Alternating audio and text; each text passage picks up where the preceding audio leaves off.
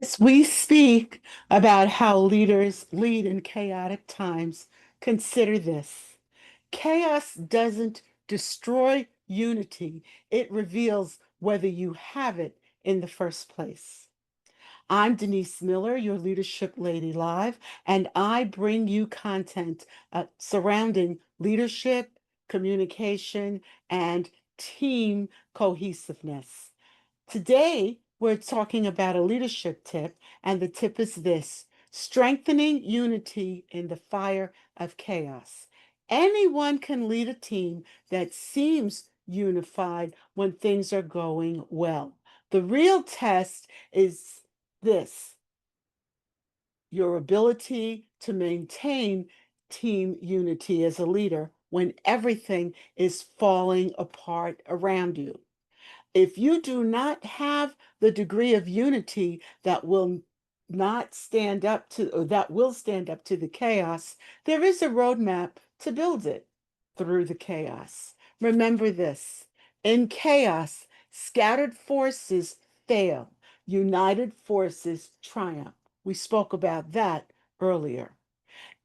The unity and chaos leadership model gives us several steps. The first is to establish shared stakes. Make it clear that everyone wins together or struggles together. Connect individual success to team success.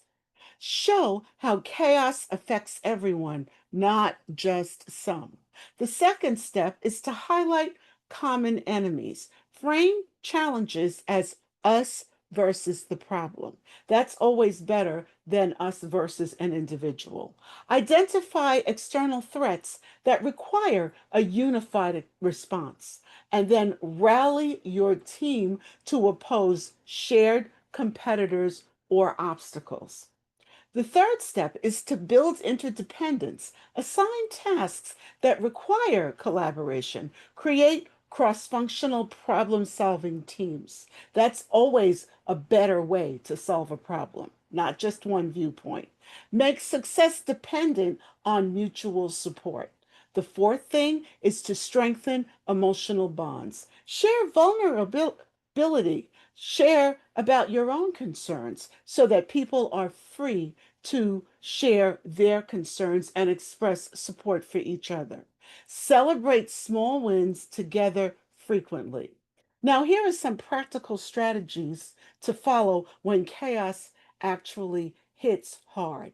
Immediately gather the team within 24 hours of the notification of whatever the issue is, if possible. Honestly acknowledge the challenge. Don't hide it, don't sugarcoat it. Reaffirm the commitment to face it together as a team. Assign collaborative response teams. Again, cross functionality. Schedule daily check ins until stability returns.